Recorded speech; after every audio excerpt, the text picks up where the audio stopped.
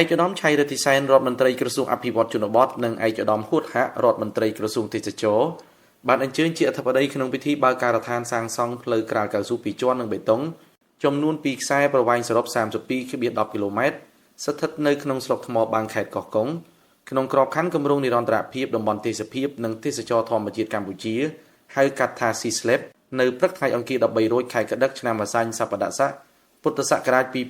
2569ត្រូវនឹងថ្ងៃទី18ខែវិច្ឆិកាឆ្នាំ2025ពិធីដ៏ឱឡារិកនេះត្រូវបានរៀបចំឡើងនៅភូមិទឹកល្អកឃុំជីផាតស្រុកថ្មបាងខេត្តកោះកុងដោយមានវត្តមានអញ្ជើញចូលរួមរបស់ឯកឧត្តមលោកជំទាវថ្នាក់ដឹកនាំតំណាងក្រសួងស្ថាប័នថ្នាក់ជាតិឯកឧត្តមថងណារុងប្រធានក្រុមប្រឹក្សាខេត្តកោះកុងលោកជំទាវឈីវ៉ាអភិបាលនៃគណៈអភិបាលខេត្តកោះកុងតំណាងធនាគារពិភពលោកអាជ្ញាធរមូលដ្ឋានគ្រប់លំដាប់ថ្នាក់លោកគ្រូអ្នកគ្រូសិស្សានុសិស្សប្រជាពលរដ្ឋសរុបប្រមាណ800នាក់ជាកិច្ចចាប់ផ្ដើមលោកជំទាវឈីវ៉ាបានធ្វើរបាយការណ៍ស្វាគមន៍ដោយជម្រាបជូនអំពីស្ថានភាពភូមិសាស្ត្រសង្គមគិច្ចសេដ្ឋកិច្ចសក្តានុពលទេសចរជាពិសេសការរីកចម្រើនលើវិស័យហេដ្ឋារចនាសម្ព័ន្ធរូបវន្តនិងគមនាគមន៍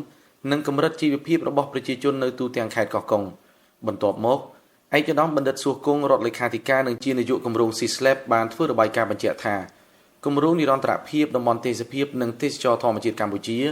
អនុវត្តដោយក្រសួងចំនួន2គឺក្រសួងអភិវឌ្ឍជនបទនិងក្រសួងបរិស្ថានមានរយៈពេលអនុវត្ត8ឆ្នាំឆ្នាំ2019-2027ក្រោមហេរញ្ញប្បទានកិច្ចសហប្រតិបត្តិការរបស់រាជរដ្ឋាភិបាលកម្ពុជាមូលនិធិបរិស្ថានសកលនិងធនាគារពិភពលោក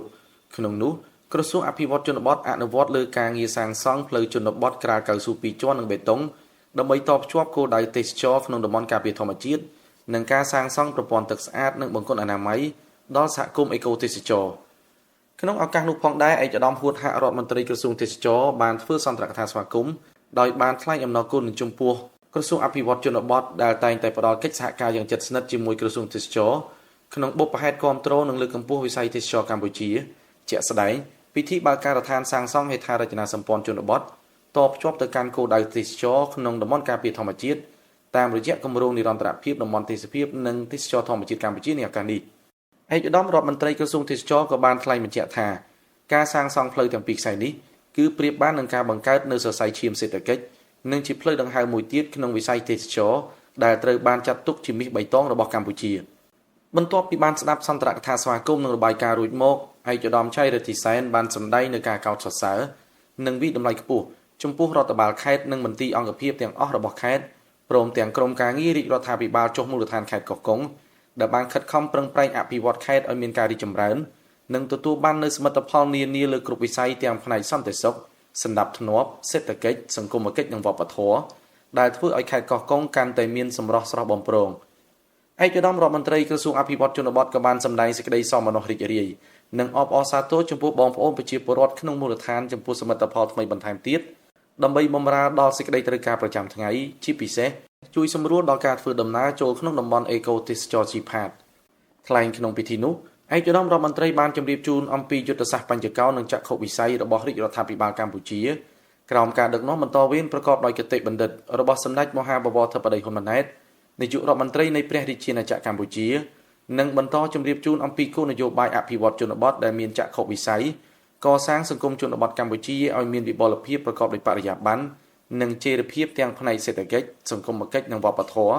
ដោយក្នុងនោះក្រសួងកំពុងយកចិត្តទុកដាក់លើការលើកកម្រិតគុណភាពហេដ្ឋារចនាសម្ព័ន្ធនិងគមនាគមន៍ជនបទដោយពាក្យស្លោកមានផ្លូវគឺមានក្តីសង្ឃឹមជាក់ស្ដែងពិធីបើកការដ្ឋានសាងសង់ផ្លូវទាំងពីរខ្សែ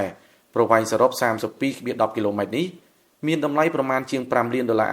និងផ្ដល់ផលប្រយោជន៍ដល់ប្រជាជនចំនួន1393គ្រួសារស្មើនឹង6145នាក់រស់នៅក្នុងឃុំចំនួន4គឺឃុំកណ្ដោលឃុំជីផាតឃុំឫស្សីជ្រុំនិងឃុំជំនាប់នៃស្រុកថ្មបាងខេត្តកោះកុងឯកឧត្តមរដ្ឋមន្ត្រីបានគូបញ្ជាក់ថាសមិទ្ធផលដែលសម្រេចបាននឹងអង្គពិធីដ៏អធិកអធមនៅពេលនេះអាចប្រព្រឹត្តទៅបានគឺដោយសារគុណបំណាច់នៃសុខសន្តិភាពដែលកើតចេញពីការលះបង់ដ៏ធំធេងនិងការខិតខំប្រឹងប្រែងឥតឈប់ឈរដើម្បីជាតិនិងប្រជាជនដោយយកជីវិតធ្វើជាដើមទុនរបស់សម្ដេចតេជោហ៊ុនសែនជាបិតាសន្តិភាពស្ថាបនិកមគ្គុទ្ទេសក៍ឯកនិងប្រតិបត្តិការនយោបាយឈ្នះឈ្នះដែលនាំមកនូវឯកភាពជាតិនិងសន្តិភាពពេញលេញទូទាំងប្រទេសនិងក្រោមការដឹកនាំបន្តវេនប្រកបដោយធម៌វន្តរបស់សម្ដេចមហាបវរធិបតីហ៊ុនម៉ាណែត